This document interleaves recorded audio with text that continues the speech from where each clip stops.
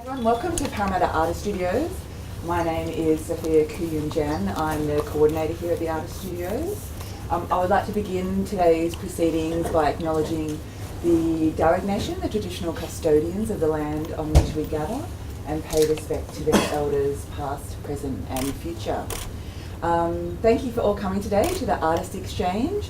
This is a special little event which is a partnership between Parramatta Artist Studios, NAVA, the National Association for Visual Artists, and also SAMAG. SAMAG is the Sydney Arts Management Advisory Group. I'm on the SAMAG committee as well as the coordinator here at Art Studios, so today I have dual roles. And Laura behind us here is from NAVA as well. So if you have any questions for NAVA, please, Laura is here to engage. So today's event is all about being a professional artist, about what it is like to have a career as an artist, how you kickstart that career, how you build that career, and how you sustain it. And we have 4 fantastic panellists for you today, and I might just ask them to come up to stage. So, shall I announce you as you come up to stage? No. Take a seat. Yeah. I'm going to take a seat here. Thank you. How they do this? Really? All right, we've got shared microphones. All right. So on the panel, I'm just going to use the microphone now, sorry, because I know that we are recording. Okay, so let's kick off the Artist Exchange. So today you're going to hear from 4 fantastic artists, all with great links to Western Sydney. So I'll just quickly introduce them to you. So directly to my left, Kadim Ali, who has a studio here at Parramatta Artist Studios. Then we have Khaled Sibsabi, Salote Tawale, and Justine Williams. So welcome everyone. So we're going to have a discussion for about 45 minutes, and then I'll throw to you guys for some Q&A. So if you think of a question whilst we're chatting, please just note it down and feel free to ask that towards the end. So I might kick off the panel. Are you guys cool with sharing the mics? You've got one there? Yep. All right. Testing 1, 2. Thanks a lot. So to start, I would like to ask all of you, is there or was there a key moment or a key project or exhibition in your career where you feel like it really kick-started your career? Where from that point on there was momentum that you kept going forward? Or is momentum not a thing for an artist? Momentum is. Definitely, it's hard work. I think momentum is a thing, I think. Well, for me, I mean, I can't speak for everyone, but for me, momentum is a thing where you get an opportunity, and from that opportunity, you make the work that you think, you really can make because you have some money or something like that, and then from there, maybe it's received quite well, and then from there, other opportunities arrive, and then from that, you just keep the ball rolling. So was there a key exhibition I'm trying to think you? back, actually. I suppose the only one that's sticking out in my mind is actually a level 2 show that I got at Art Gallery New South Wales, and yeah. Was that in the project space? It was, yes. And so I suppose it was also a change of work too, because previously people had kind of really known me for, I'd started making some video work, but mainly being kind of installation and still images. And so this was the first kind of real big-ish work. And if people don't know my work, I make kind of video, performance and installation work. And it was the first time I'd make like a large video installation. So it's been given that opportunity. So it was a big space. I got a bit of money. Well, actually, not. I don't think I got very much money, actually. I made it happen, then the money came. That's right. That's right. Don't say that in front of NAVA. What do you mean? What do you mean? Oh, hello, Mr. Hello. No, but they haven't happened yet. Anyone else? A key exhibition that kick-started that momentum? I guess you have different times when you have that kind of momentum. It started most recently for me would be the Create New South Wales Visual Arts Fellowship. I think it had a different name last year. And so I'm kind of still riding the momentum of that at the moment. Yeah, I suppose it hits peaks and troughs, don't you, like anything Yeah, I think I feel conscious of that when there's a peak, because you're like, oh yeah, this is really good, but a truffle comes and I get too excited. Kadim or Khaled? Yeah, well, I think, I don't know, it's about a moment. For me, like, it was really about, look, it was the hip hop stuff, I think, back in the day, in the late 80s, when I first heard Public Enemy's track, and on the Def Jam album. And I think then it sort of clicked for me in terms of, well, what, you know, this is political, this is, you know, something, expression that I felt, you know, had a meaning, and you could utilize it beyond, say,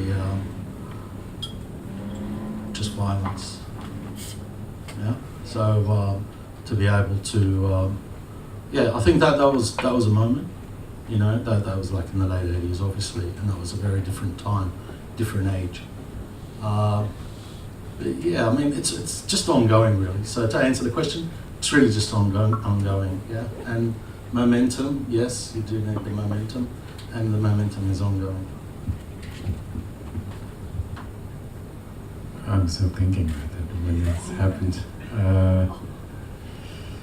I think I was in my undergrad school. We had a group show in Karachi, Pakistan. I was in Pakistan, and that group show was, you know, the key exhibition for me. The next day there was a big article in the newspaper, and then after that I got many chances to show in the best galleries of Pakistan. But then here in Australia,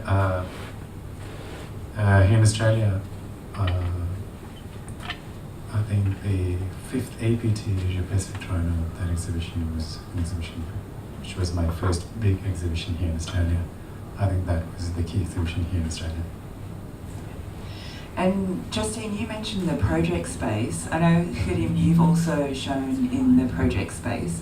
And I know that program doesn't exist anymore at the Art Gallery New South Wales.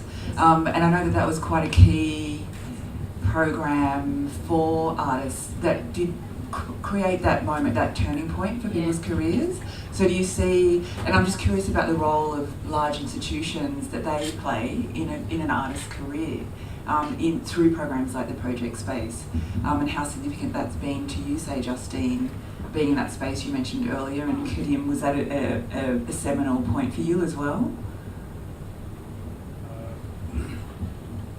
Yeah, that was one of my, biggest exhibition here in Sydney. I think I never showed it in Sydney before that. I think that was my first solo show, kind of solo show in Sydney.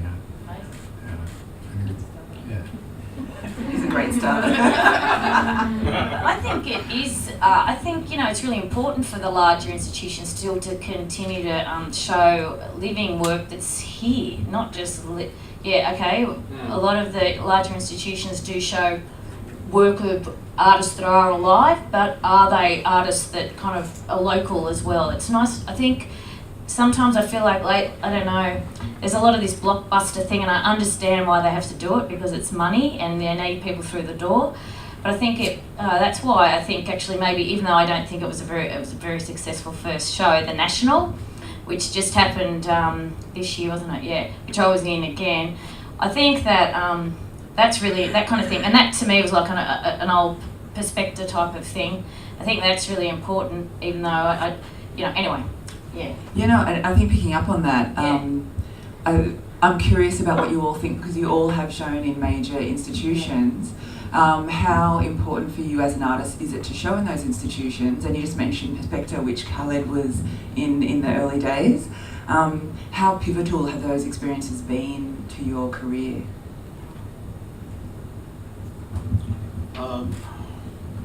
Look, I think there needs to be a rethink in terms of, because I've worked in organisations most of my life, whether it be NGOs and then transferring into LGA-based galleries and so on. And I go back to what I said before. I think there needs to be a rethink in terms of galleries, in terms of showing and having being responsible for supporting local artists, not just local artists, but Australian artists. That's right. And I think the arts ecology and leads. We need the galleries, and the galleries need us. As simple as it may sound, but if we're to sort of compare the amount of funding that institutions or organisations get in order to service the arts and to present arts, it's it just doesn't add up to what artists actually receive. And we know artists are the biggest philanthropists for our industry. We if we had to charge by the hour, we would probably, it would be a decimal of a cent or something. And I think there needs to be a whole rethink in terms of, where does the responsibility lie? And as a society, we all know it's for the future is to support artists and their practice. And of course, there are many models internationally that are able to do that, and we won't go into that. But that's where sort of to answer that sort of thing. Yeah. I was just going to say, I actually haven't had a large institutional show. It's not a gripe or anything. Yeah, but I'm just going to correct you there, Sophia. I'm having my first institutional group show this December, so I just thought that was kind of interesting. Like, there's different ways to sustain a practice and different opportunities, and like you can't rely on large institutional shows. So then another thing that I wanted to talk about was fellowships. And Solitaire, you mentioned that you just recently, not this round but the round before, won the Create New South Wales Fellowship for Mid-Career Artists. That was the Art Bank Create New South Wales Fellowship. And really interestingly, 3 of the panellists here have also won the Western Sydney Artists Fellowship. So Justine was awarded it back in the early days in its first iteration, I think like 2002, could it be? I can't remember. I'm sure Early it wasn't 2000s? It's like 8 fellowships down. No, that's not. No. I'd like to correct you there. I did not get my first OSCO money till probably, it wasn't that long ago. It was probably only about 6-7 years ago. I did not, I'd been making art for like almost 20 years, and I had never received an OSCO, no money from Australian Council. So, and all I'd ever got was that Westie money. So, no, I remember Bob Carr handed me that cheque. So I'm curious, so then the last recipient was Hadim, and the recipient before that was Khaled.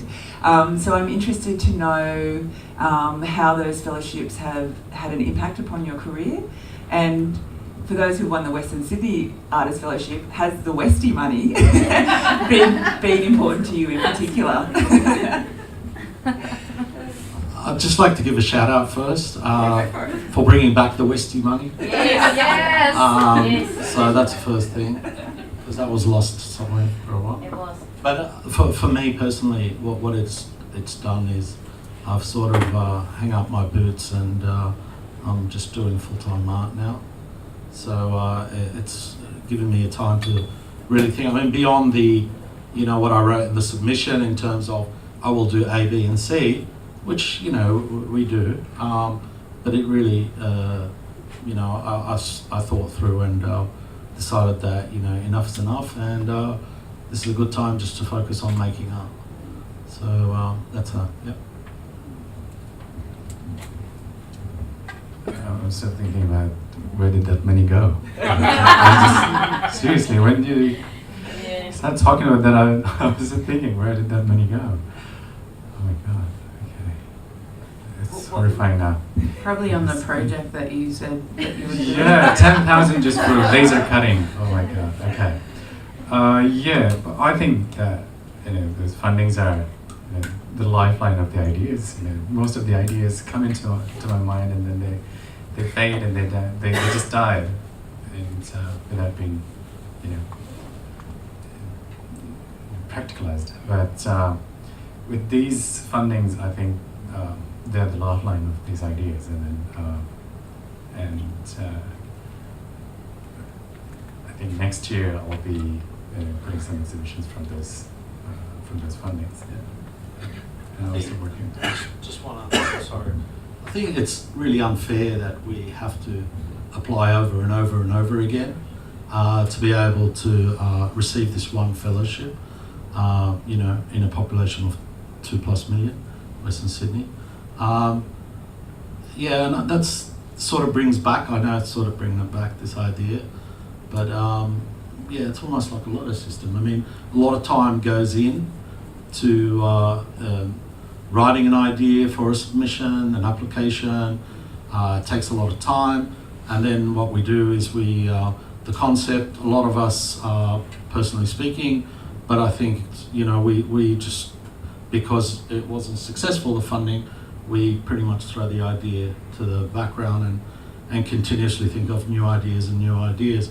And in a sense, that's consuming and it's defeating as well. So again, back to the idea, we need to rethink. And the relationships that you make with asking people to support your applications. Like people write you letters, you write them emails. You're keeping up that communication with someone international, and then the waiting period. And then if it doesn't happen, you've put yourself out there with that person. Yeah, I think in general we ask a lot of artists. Artists are always feeling the pressure to apply for fellowships or for grant money or for residencies or for a studio, and there's a lot of pressure to be able to craft that, to be able to write a great application. Do you feel that pressure, and do you feel like that you've nailed grant or application writing now? But you do have to learn to write 300 to 500 words quite succinctly. It is a long process. I think I spent a week on the fellowship application. Thank goodness I spent that week. It worked out. It panned out. But also, you do you take off time from other things like making work to do that. But I'd have to say, for my fellowship experience, I was able to continue international relationships that I just started, that I might not have ever spoken to those people I'd met on residency. I was able to expand those networks and continue that relationship now. So, I mean, it's been really great for me, because otherwise I wouldn't have had that kind of opportunity to not only think globally but act globally. But I mean, now I have that worry about rewriting things to continue those relationships, to extend those possibilities. And I just wanted to ask you, because I know in particular with that application that you made, that you showed that application to a number of people to get feedback. Is that something that you do to refine the application quite regularly? I'm just thinking about some practical tips for people in the audience. Oh yeah, I think mine go through about 7 or 8 drafts. Because I just get getting those ideas down, and then the first person reads it and then usually okay, what are you trying to say here? And then and my best editor friend will be the last person that I send it to. Just because I know that it's not my strong point. And when I say 7 drafts, I mean 3 of them are just me. And then the others getting people. And that's the same with my practice. I think to have a sustainable practice, it relies on me participating in a culture of helping other people and them helping me. They're my friends, but also it's kind of, I guess, professional friends as well. And Salada, you just mentioned also how that international network is opening up for you as well through residencies.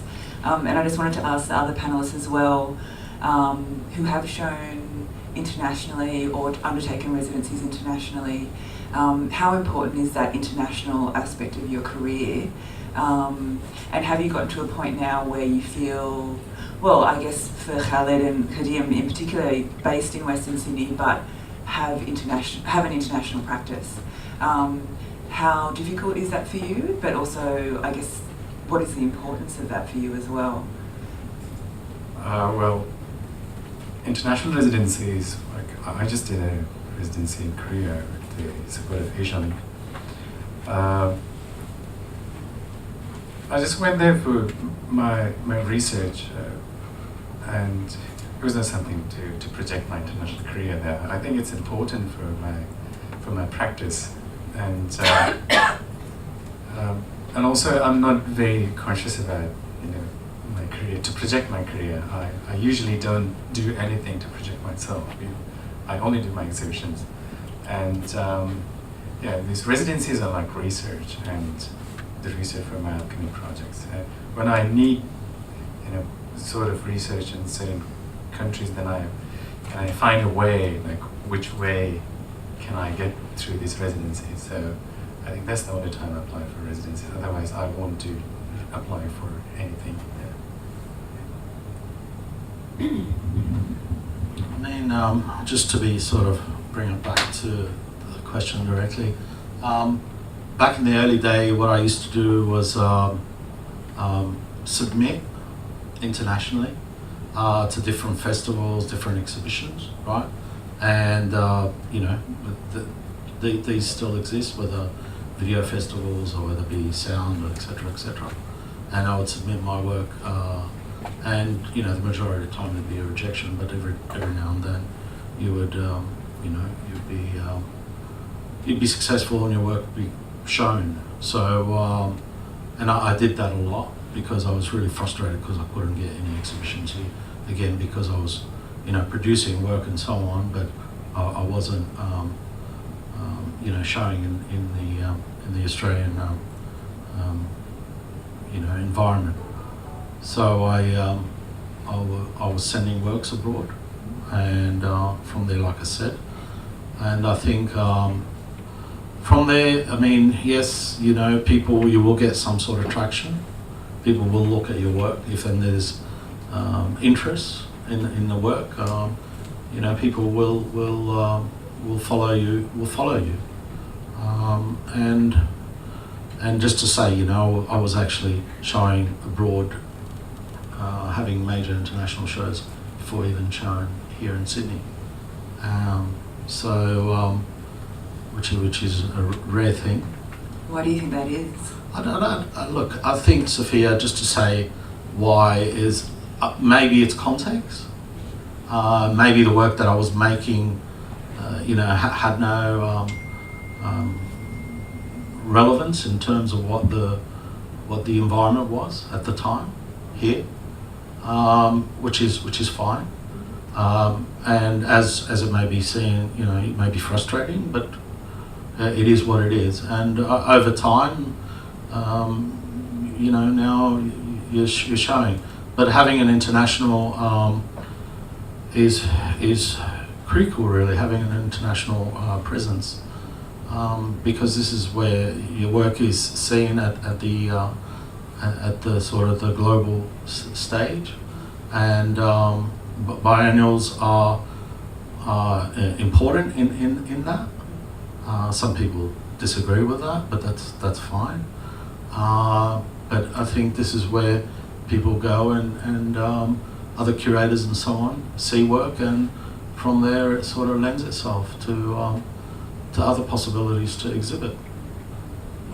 It's all about visibility, really. Yeah. Justine, how has it been for you in terms of building that international profile? I don't really have one. You don't think you have one? No, not at all. No one's interested. I'm pretty local, I think, I think I just make Aussie art for Aussie audiences, you know what I mean? I just make white chick art. Well, I speak from where I come from, and that's just, No, I'm not. I'd love to have show overseas, but it just doesn't happen. I mean, I showed it before. I mean, I was in Performer in New York, but I mean, that was just, forget it. Just Performer. No, what I mean is it was amazing, but they didn't like it over there, and the people who took me didn't really like me over there as well. So it was kind of like, you can do these things, but they're not very good experiences anyway. They don't amount to much. Yeah. Do you know what I mean? So It's just a line on your CV, and if you don't have a relationship with the place, nothing's gonna, or they don't have a relationship with you. It's true, you're not gonna get anywhere. So, of course I would love to. I mean, it doesn't really bother me, but of course it'd be nice now and then to go, right, I'm getting on the plane and. So it's something that you're not necessarily seeking, but No. yeah, okay, all right. And you just mentioned a connection to place. I just wanted to talk about Western Sydney and the relevance of Western Sydney for you guys. Is there an importance to the fact that you have come from or studied or are based in Western Sydney? Does that bring a different perspective to your work or to how you think about the arts sector at all? I didn't grow up here. No, but you have a studio here. Yeah, but I love it here. I might not leave even though we're all being kicked out. I haven't mentioned that to you. But I came to Western Sydney because I guess a lot of the work in my practice up to then had been about otherness and growing up in such white neighbourhoods and stuff. And actually I came to Western Sydney because there's a lot of Pacific Islander people who walk around here, and I was looking for a certain kind of discourse about immigrant histories and Australianness, and that's why I came here. And I got that. You were talking I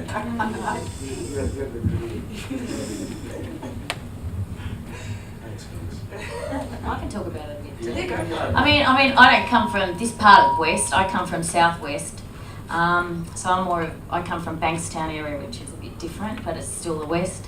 I studied out at UWS Nepean, so And you were there in the heyday. Yeah, it was amazing. Yeah. So that was cool. I still live out in the suburbs, but it's not that, it's better now because there's heaps of money for Westies, there's people care about the West, people who make art in the Western suburbs. No one cared before, no one really cared. It was just like, I don't know, you just are weirdos if you made art, so, but I think this is where everyone lives now, so it's not so unusual anymore, so it's just a place where everyone lives, and the majority of people in Sydney come from here in a way. So I feel like that's why when you say about that money, it should be a little bit more just because, there are more people here. Don't you think? Do you agree? I do agree. Yeah. I think in terms of the equity, it's totally out of proportional. Whatever it is, how much? 50?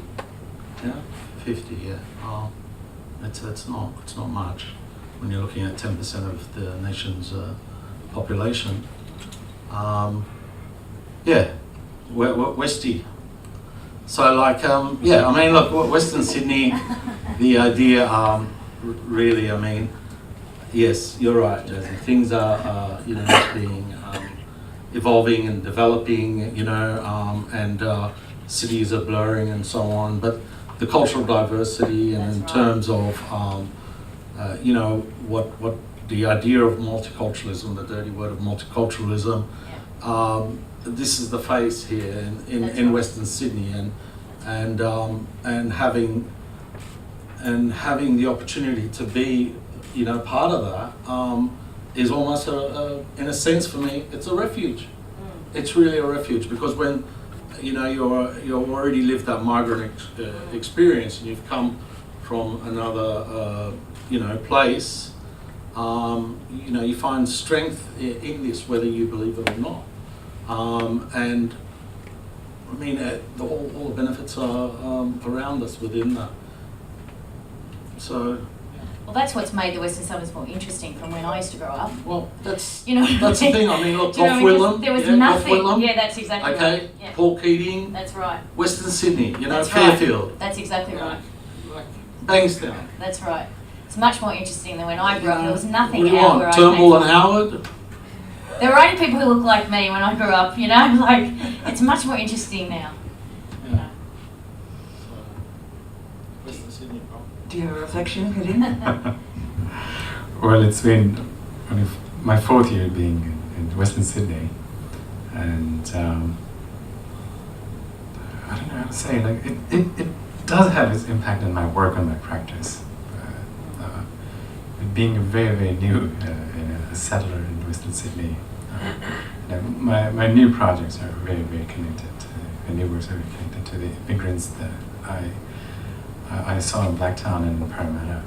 I think it does have a huge impact on my work. Yeah. I think in my upcoming works, maybe mid-2020, my work will be totally focused on my surroundings, I think.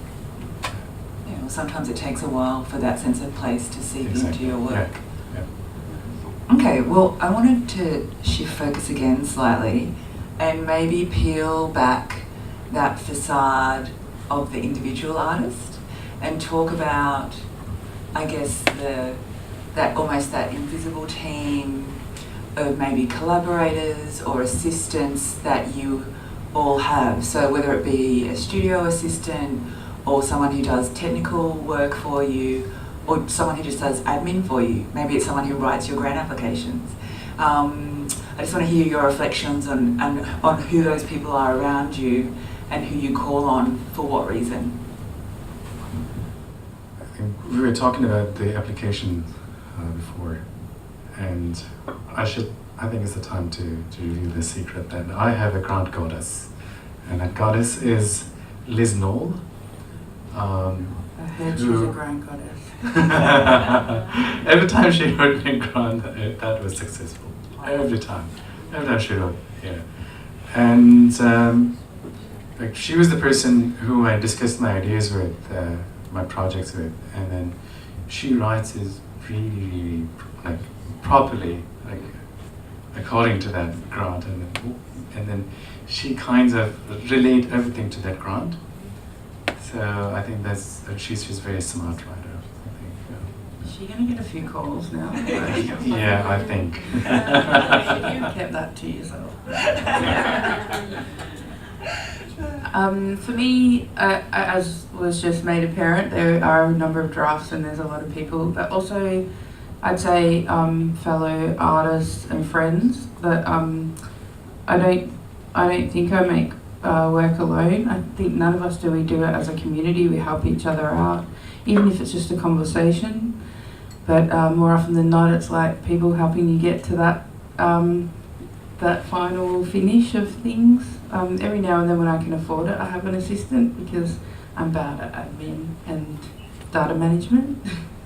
But I guess artists like my artist friends like James Newen, Consuelo Covenant. I just want to say their names so I can publicly, because like Anna McMahon, I really like there all the time, and we always will do stuff for each other because I guess because we're friends, but also because you've always, like, I feel like I'm never alone in that now, which I think before, even though I had artist communities, I did feel like a bit like everything was going over my head because there's so much to do, because actually being an artist is a lot of work.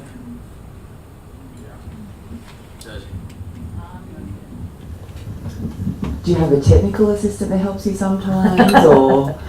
I'm just trying to think. I don't really have a technical, I don't know, like I employ people when I get money, of course, to help me. So yeah, I have assistants and people, a lot of the time they're students because they're a bit cheaper. Well, it's true, but I always pay people. I don't like get volunteers in. NAVA rate? Exactly what I was thinking. I don't know, what is the NAVA rate? No, do you know? 55. $44 for someone not qualified. Oh geez, I don't even get paid that at uni. No, but like I was your assistant. And Yeah, I learned more assisting you than at art school. Yeah, but I didn't pay very much, did I? Yeah. It was $20 an hour, but then it didn't matter because it was like I felt like I was at school. Yeah. So I think that's part of that work. Yeah. So yeah. Sorry.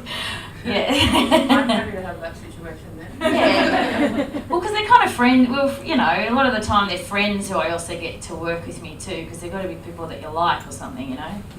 So other than that, yeah, I don't know which one else. I've got a lot of dancers. Oh, I've got yeah, a lot of of course. dancing friends, but just that come up whenever I need some dancers, I'm like, they're so good. They're also really good dancers, so shout out to them as well. So now you have Caroline next to you. And I'm pursuing a friendship with Caroline. And Hadim, I know that for the mural that you did for the National earlier this year, you had a studio assistant during that time. Is that something that you do often? How important it is for you to have that relationship with someone that you can trust to deliver a work with you? Well, I've been working with 3 assistants since 2008, and they really helped me with my tapestry works, because initially I worked with these artisans. They were artisans. One of them really good at paintings and drawings, and you met Shirley. And then I invited him from Afghanistan to come and help me with this mural at the MCA. And he's now a professional artist in Afghanistan. And he's a person who was working with me and who was inspired by visual art from being a weaver, a carpet weaver. And then he went to art school.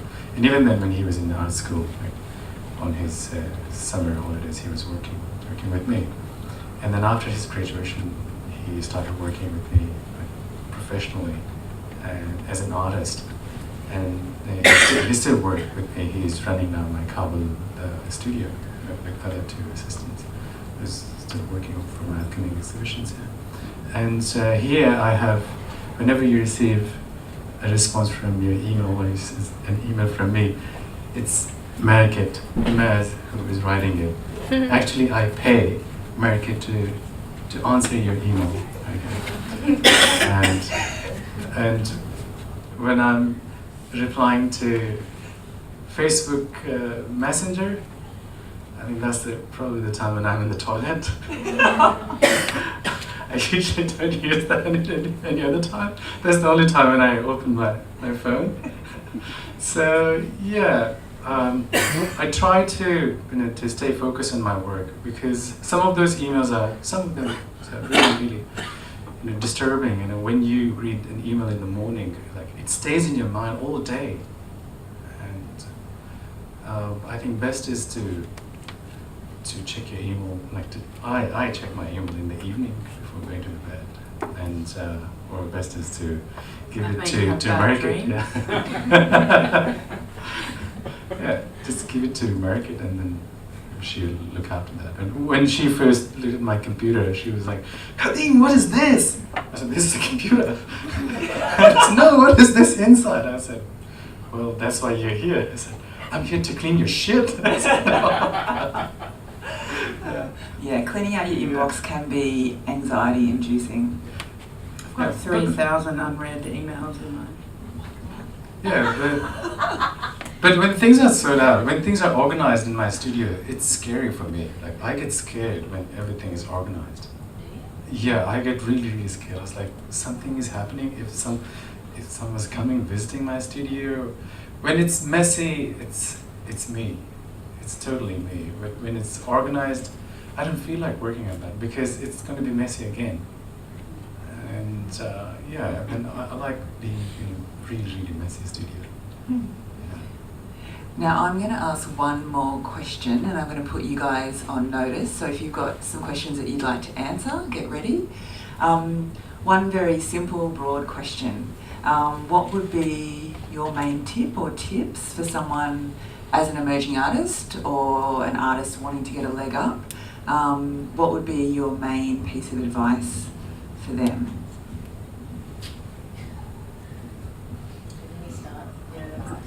All respect to the artists that are in the room, to acknowledge you all.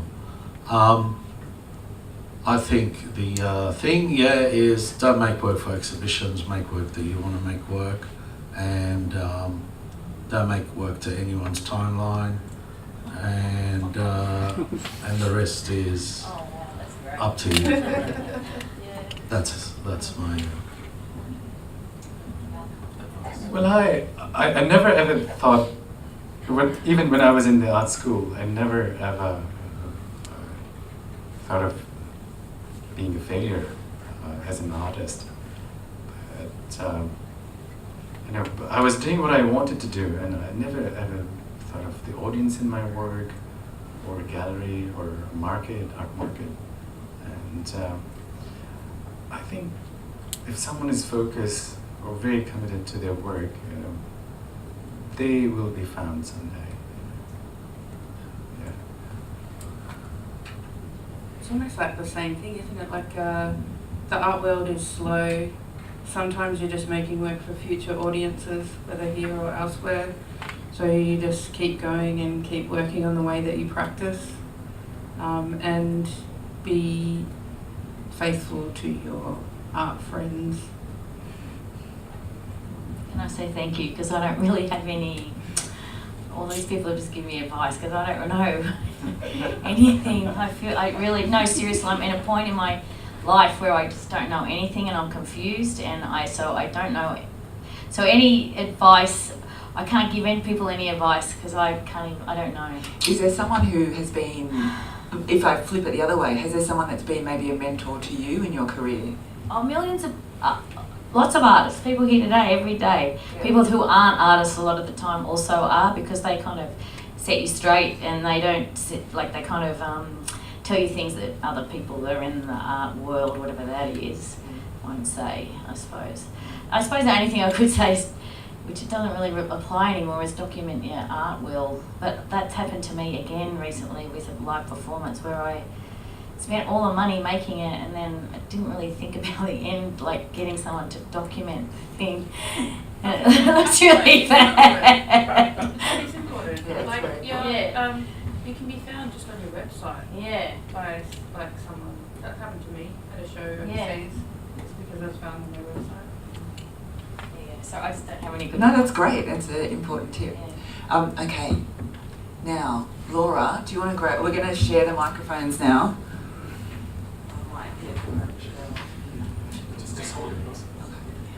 Any questions? All right. I don't need mine. Oh no, we're just we're recording. Yeah. Are you recording? Yeah, thank you. So I met you a few months ago when you was in the art space. Yes. We come as a merchant artist or whatever to your studio. Oh, I remember now. Yeah, Oh so my my God, I memory, remember now. So what? I remember your face. Oh no. What surprised me, your energy level, and Well, you I don't was. have that energy level now. But my question, where it's come from, and how you maintain for 20 years so to have, because you're. Whatever you're doing, it's logistics unbelievable. You know, where it's energy come to keep it running for 20 years.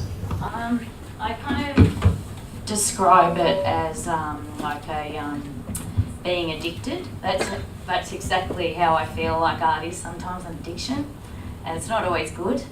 So that's where, and it's a need, you know, just something you have to keep doing. The energy. I don't know about that. I just have to keep. I mean, I like to be busy, so I suppose I like to make. Even though what I'm making isn't very good all the time, I like to make. So I suppose that keeps me going. Yeah, and you know, and I actually do like to make works for exhibitions in a way, but I think that's because that does give me a deadline to stop. Otherwise, I'm one of those people that kind of would, I don't know, I can't really I like to kind of steamroll towards something kind of thing, like to know that there's the light, like, you know, the disco lights are going to be turned off, like that's it, the disco's over, we've got to go home, do you know what I mean? Like I have to, so I don't know, I just, at the moment I actually feel a bit tired and I don't know what I'm doing, and yeah, so I probably, I don't know, the thing is, if you love making art, you'll just keep doing it. I don't know, don't you think? I mean, yeah, I'm glad that are you here now? No. It's good that I'm glad to see you. Yeah, sorry, I remember you. Right. Hang on to that. Anyone else have a question? So the question's about making contact with people, because we've talked a lot about networks of artists, and that's kind of oftentimes something that you develop through art school or organisations, and I think that's the amazing thing about PAS, is to be able to meet some great people that can be lifelong friends, I think. But more about making kind of professional contacts, and for some people it's easier than others, and Yeah, is there any advice on that?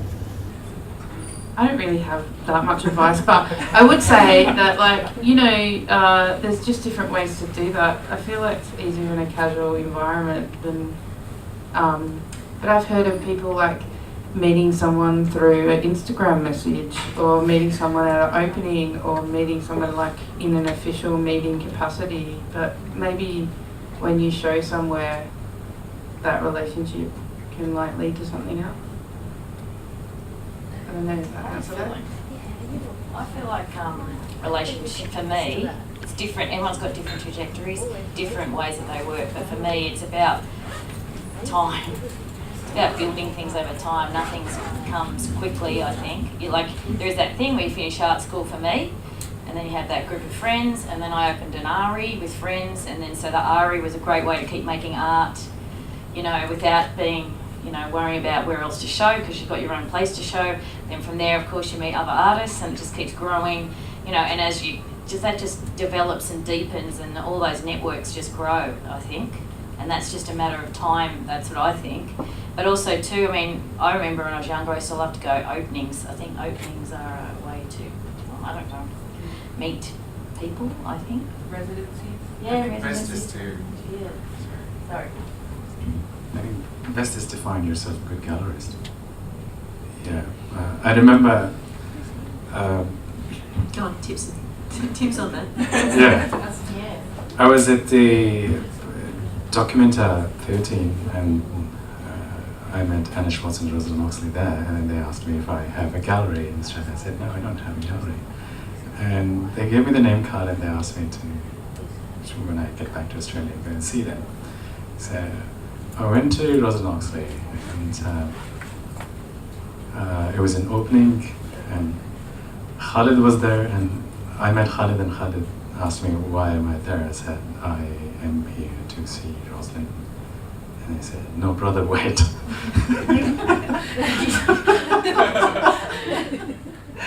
Listen, think about that. Listen, just think about that. Think about that. Don't rush. Don't rush. Don't rush. And then, so, yeah, and then we drove back. And then after a few days, I received a call from Josh Milani. And I'm really, really happy to have only one gallery here in Australia who is looking almost after everything. And a very, very passionate friend now, he is. Like, whenever I'm sad, I'll just call him, hey Josh, I'm very, very sad today. And then, would you come this weekend? And then he would fly over and then come and have a drink or a dinner with me, and then he would fly back. Like he's a good friend now. He's almost looking after everything now. And he also introduced me to so many good, important figures of art here in Australia. And also he found very, very good home for my works, like all these good institutions, Australian institutions for my works. And ever since I have a gallery here in Australia, I feel like I am an alive artist. I lived here almost 2.5 years without any gallery, and those 2.5 years were the most difficult time that I ever spent here in Australia. Having a good gallery means you're in safe hands, and your works are looked after, your projects are looked after. And even then they do editing of all the texts that I do. He's a very good editor too. Yeah, I don't know, he's a good friend now. And I'm really thankful to Khalid Sabsavi to introduce me to him, and I think he's a savior.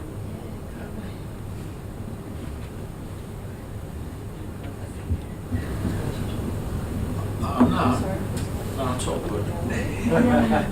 I think with the art world, I mean, art, such as we know, is a really, really subjective thing. It's a personal thing, and different people have different tastes. One thing is you make your work, you believe in it, as you said, you believe in the work that you make, and it will attract its audience around you. The important thing is that Kadim said, Josh finds home for his art. When we make a piece of work, we feel like part of our soul or spirit or whatever inner actually goes in that work. And it's important that it's acknowledged and respected, otherwise it cannot refill back what you've just given it. So, so the thing is finding people that will come on the journey with you. They will find themselves. It's just you've got to make work that you believe in, and then after that things will fall into place. You know, I hate openings. I never go to openings. If I can avoid dinners, I will avoid them. Talks, the same.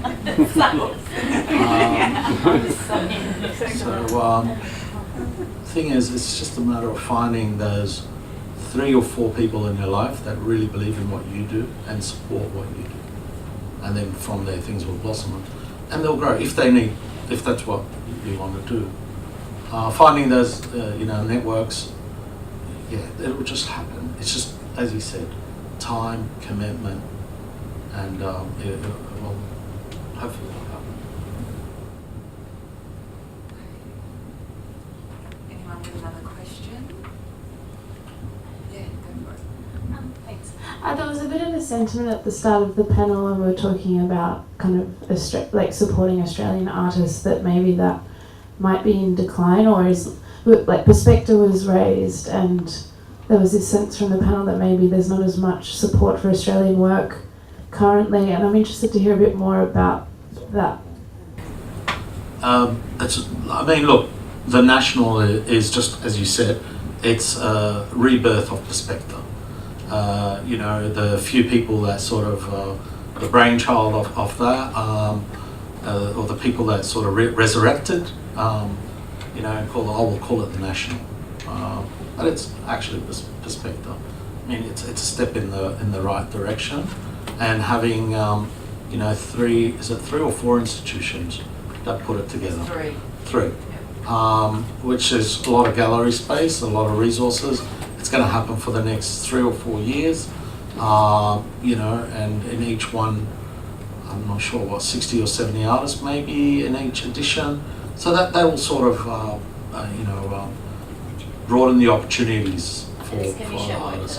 And commissioned work and so on. Good. Yeah. Look, there needs to be more focus. There needs to be more investment at the grassroots level, where artists, you call it grassroots, but where actually artists are creating, where people are creating. And I don't know what the answer is, but yeah, there needs to be. I know what the answer is. Over there at the river, where they're having the big, yes, is there going to be a contemporary art space underneath there? No, so I'm serious. Like every time I see that, when I see that thing, I just, there just needs to be a little contemporary art space underneath the Powerhouse Museum. Don't you think? Can we please, how hard is that? No, seriously, every time I'm like, how can we make this happen? That would be amazing, don't you think? Yeah, it would be Absolutely. absolutely. Can I say there has been feedback to the who is it? Powerhouse. They've been going around, state government. They've been going around getting people to come and give their feedback, and actually, there being a response to what's in the galleries, in the spaces from artists and community groups has actually been a feedback that they've got. So if they don't do it, maybe they were just doing a show. Put it there, put it out there. So that's it. I mean, there needs to be more lobbying. One day I would love, I just get this thing that if we artists all just, decide to not show our work for a week and to see what the environment would look like. That would be fantastic, right? NAVA can arrange that, yeah? And we can boycott every institution for a week. And let's see if we get fair pay and recognition of what we do. Seriously, I mean, to loan a work of an artist, the standard rate is $500. I've been paid $150 by, I don't want to tell you who, because you will freak, okay, to loan a work. I mean, that's just, it takes, a lot more. I mean, we've got to eat, we've got bills to pay and so on. So at the end of the day, Do you actually get paid when you go to work? Sometimes. I didn't know that. Sometimes. I mean, some. I never sit anywhere learning any work. Some. NAVA have their schedule of loan fees, you can check it out. Yeah, but no one abides. Yeah. That's the issue. Yeah. That's There the are some issue. loan fees. Yeah. You That's should be it, paid a you loan know. fee. It can vary from $500 to $150. Where are you guys based? Everywhere. No. Normally. It's an arts space. Oh yeah, okay. I just want to say too, further to Kelly, it's just that the MCA and places like that, they probably could do like another, you know how there's like Primavera. I mean, I think there could be, you know, it would be nice. I know they do their big blockbusters of international art. It's amazing, like seeing Piccolo Wrist is just beautiful and all those spaces, but yeah, it would be nice to see some Australian art there as well, a bit more. Even with biennials and Yeah. triennials. I mean, Yeah. you know, when you look at the history of biennials and you compare the percentage of Australian artists Yes. to international artists, Yeah. you know, there is no comparison. You'd be lucky to get 10%. Yeah. You know, it'd be an even figure, would be probably about 5%. You know, we go back to this idea, you know, who's responsible for what? You know, if you don't support the ecology, then there is no, you know. But then that comes back to the art schools now too. There's a problem within the art schools. They're all trying to close these art schools down in Sydney. It's kind of like it starts at the beginning there too. I'm a bit worried about at the beginning where we teach people. Anyway. What about that? There was a plan that all the art schools would come together and be one art school. Like, whose idea was that? Anyway, we're getting on another. We're going Very deep. We're going somewhere else.